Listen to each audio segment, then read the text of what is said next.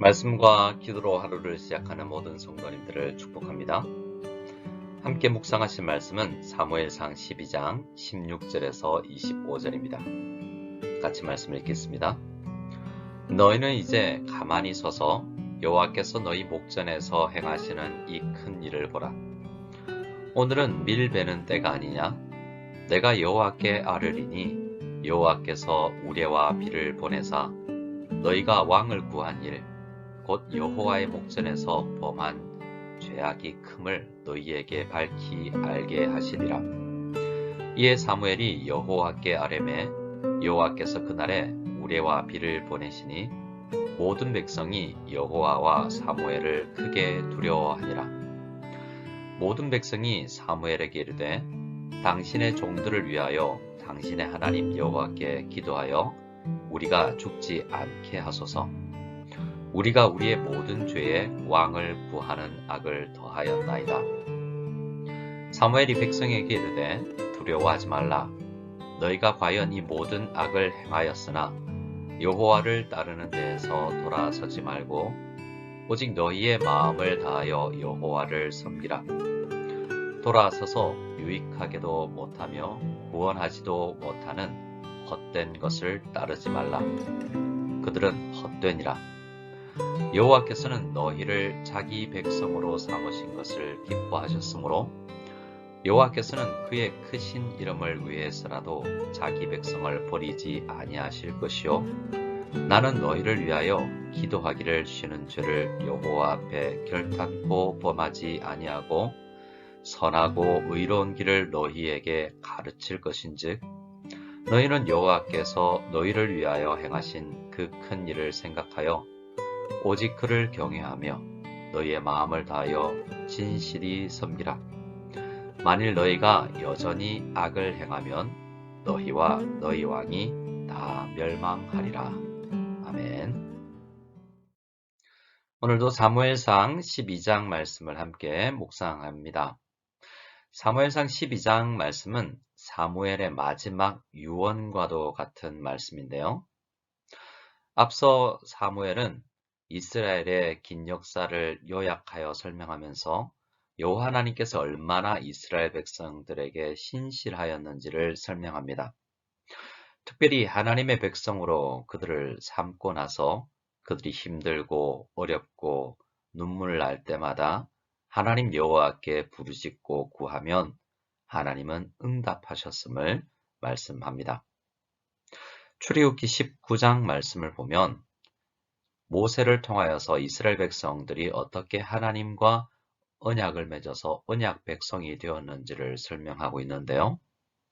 언약 백성인 이스라엘 백성들은 하나님의 말씀을 잘 듣고 하나님의 언약을 지켜야 했습니다.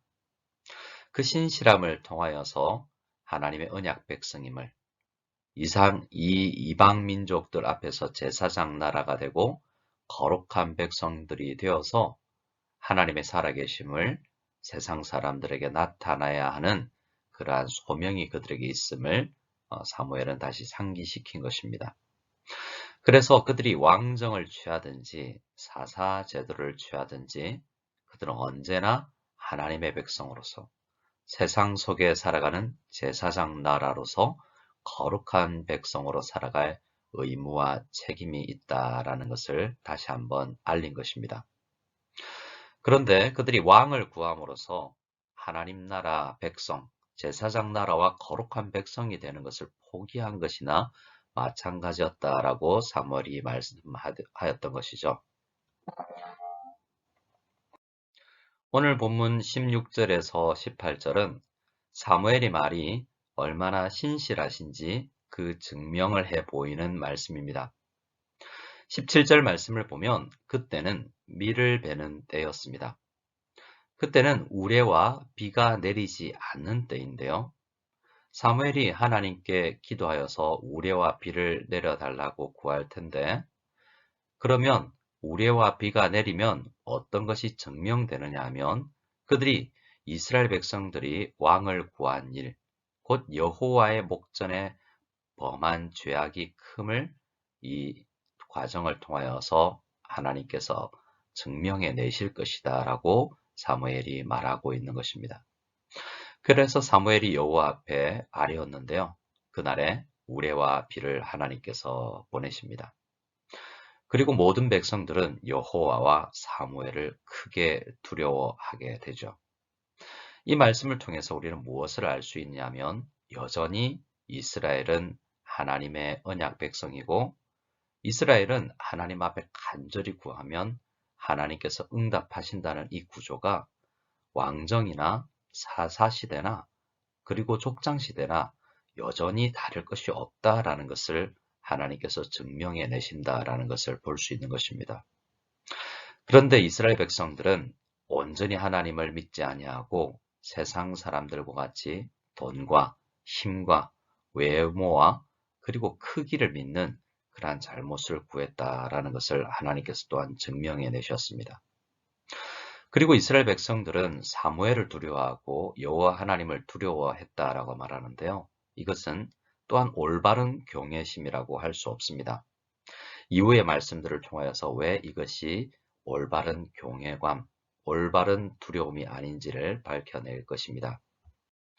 이스라엘 백성들은 사무엘에게 이렇게 구하죠. 당신의 종들을 위하여 당신의 하나님 여호와께 기도하여 우리가 죽지 않게 하소서.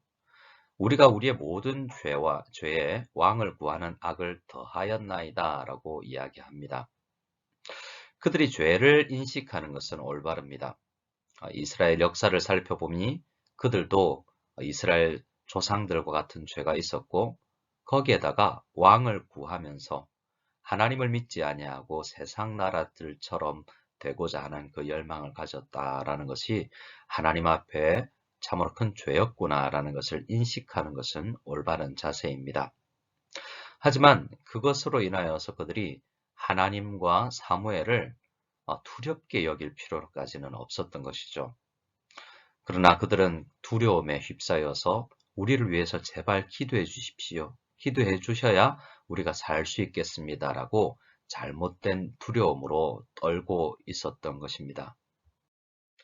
그래서 사무엘은 백성들에게 말하죠. 두려워하지 말라고요. 사실 우리 하나님의 백성들은 신약이나 구약이나 비록 악을 행하지만 두려움 없이 우리를 사랑하시고 우리를 용서하시는 예수 그리스도를 온전히 믿는 가운데서 믿음으로 나아가서 주님 앞에 회개하는 것이 필요합니다.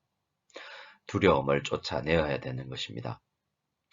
그들에게 요구하는 것이 있는데요. 여호와를 따르는 데서 돌아서지 말고 오직 너희의 마음을 다하여 여호와를 섬기라고 이야기합니다.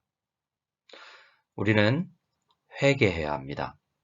죄가 인식되면 다시 한번 하나님께로 돌아서는 것이 필요하고 하나님께로부터 돌이키는 것은 죄악임을 인식해야 됩니다.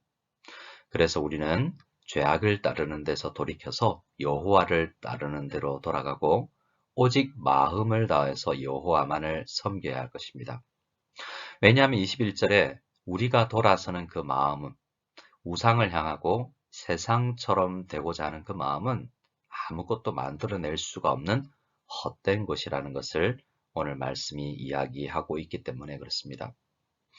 우리는 여호와 하나님께서 온전히 힘을 가지시고 우리의 왕이 되신다는 것을 믿어야지 세상적인 것, 부귀와 영화, 권력이 우리를 책임지지 못한다는 것을 꼭 기억하고 여호와께로 돌아서고 여호와를 섬겨야 하겠습니다. 우리 하나님은 22절 말씀처럼 우리를 자기 백성으로 삼으신 것을 기뻐하시는 분이라는 것을 꼭 기억해야 됩니다. 오늘도 우리 하나님께서는 우리를 자기 백성인 것으로 인하여서 기뻐하십니다. 하나님께서 더욱 기뻐하는 것은 무엇이겠습니까? 우리가 하나님의 백성임을 스스로 인식하고 하나님께로 돌아가야 되겠다. 여호와를 따라야 되겠다. 내가 마음을 다해서 여호와를 섬겨야 되겠다라고 생각하는 것을 우리 주님께서는 기뻐하는 것입니다. 사무엘은 이스라엘 백성들에게 그렇게 두려워하지 말라라고 이야기하고 이스라엘 백성들과 하나님과의 관계가 어떻게 언약적으로 맺어져 있는 언약 관계인지를 설명하고 나서 두 가지를 이야기합니다. 자기 스스로 할 일과 이스라엘 백성들에게 요구하는 일로 나누어져 있는데요. 먼저 사무엘 자신은 이렇게 이야기합니다. 나는 너희를 위하여 기도하기를 쉬는 죄를 여호와 앞에 결탄코 범죄하지 아니하고 또 선하고 의로운 길을 너희에게 가르칠 것이다 라고 자기의 직분을 다할 것이라고 이야기합니다. 사무엘의 직분은 두 가지로 나누어지는데요. 하나는 공동체를 위하여서 기도하는 것입니다. 또 하나는 선하고 의로운 길을 열심히 가르치는 것입니다. 이 직분은 사무엘에게만 있는 것이 아니라 오늘날 목회자와 교사와 부모들에게 여전히 있는 그러한 직분입니다. 우리는 목회자로서 그리고 부모로서 그리고 교사로서 우리 자녀들을 위하여서 성도를 위해서 기도하기를 쉬지 말아야 합니다. 그리고 열심히 하나님의 그 의로운 길을 가르쳐야 합니다. 이 직분을 우리가 가지고 있음으로 인하여서 오늘도 기도하고 가르치는 것을 쉬지 않기를 원합니다. 그리고 백성들이 해야 할 것이 있는데요. 24절에 있습니다. 너희는 여호와께서 너희를 위하여 행하신 그 큰 일을 생각하여 오직 그를 경외하며 너희의 마음을 다하여 진실이 섬기라 라고 말하죠. 우리가 해야 할 일은 하나님께서 살아계시는구나. 그리고 이스라엘 역사를 통해서 말씀을 통해서 오늘 12장 전반부를 통해서 사무엘이 이야기했던 것처럼 출애굽 이후 그의 인생에 있는 이 사사시대까지 이 역사를 바라보며 하나님께서 살아계심을 인정하는 것, 그것이 우리에게 필요하고요. 그 신실하신 하나님, 살아계신 하나님을 경외하고 마음을 다하여서 신실히 섬겨 나아갈 것이 우리 모든 성도들의 책임이라는 것입니다. 이렇게 기도하고 가르치고 온전히 하나님을 신뢰하고 섬기는 것, 이것이 모든 성도들에게 있는 책임이요 하나님 앞에 부르심이라는 것입니다. 우리의 언약 관계는 이렇게 행하지 아니하면 하나님께서 때로 우리를 책망하실 것입니다. 그것을 25절에 악을 행하면 너희와 너희 왕이 다 멸망하리라 라는 말씀으로 이야기하고 있는 것입니다. 하나님은 우리가 비록 언약 백성이고 하나님께서 우리를 사랑하시는 하나님의 자녀들이지만 언약을 신실히 지키지 아니하면 때로는 매를 드시고 채찍을 드시는 분이라는 것입니다. 그러나 우리가 두려워하지 말아야 될 것이 있는데요.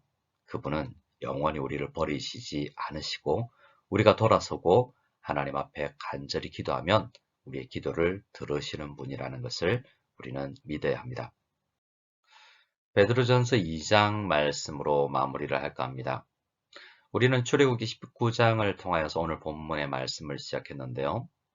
출애굽기 19장에서도 이스라엘 백성은 제사장 나라요 하나님의 택함을 받은 거룩한 나라라고 했습니다. 이 사실은 여전히 변하지 않아서 오늘날 우리 모든 성도님들도 하나님의 택하신 족속이요 왕같은 제사장들이요 거룩한 나라요 하나님의 소유가 된 백성들입니다. 그래서 하나님은 여전히 우리를 사랑하시고 우리를 포기하지 않으십니다.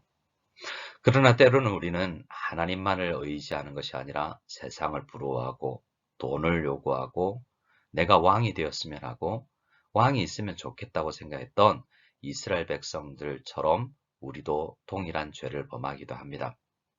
그때 우리는 다시 한번 돌이켜서 우리가 하나님의 백성이구나. 왕이 다스리든지 민주정치 가운데 살아가든지 온전히 우리를 다스릴 분은 우리 하나님밖에 없고 우리는 하나님의 백성이다라는 이 언약 관계를 꼭 기억하고 하나님께로 다시 돌아가서 기도하기를 쉬는 죄를 범하지 아니하고 하나님의 말씀을 깨달았다면 우리의 자녀들에게, 우리의 이웃들에게, 친구들에게 온전히 함께 나누어서 우리가 하나님의 언약 백성이다라는 것을 함께 다시 확인할 수 있는 귀한 오늘 하루가 될 수 있기를 원합니다. 오늘 저도 우리 성도님들을 위해서 간절히 기도하겠습니다. 우리 성도님들도 가족들을 위하여서 우리 무성연합 공동체를 위해서 간절히 기도해 주시면 감사하겠습니다.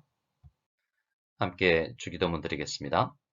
하늘에 계신 우리 아버지여, 이름이 거룩히 여김을 받으시오며 나라가 임하시오며 뜻이 하늘에서 이루어진 것 같이 땅에서도 이루어지이다. 오늘 우리에게 일용할 양식을 주시옵고 우리가 우리에게 죄 지은 자를 사하여 준 것 같이 우리 죄를 사하여 주시옵고 우리를 시험에 들게 하지 마시옵고 다만 악에서 구하시옵소서. 나라와 권세와 영광이 아버지께 영원히 싸움나이다. 아멘.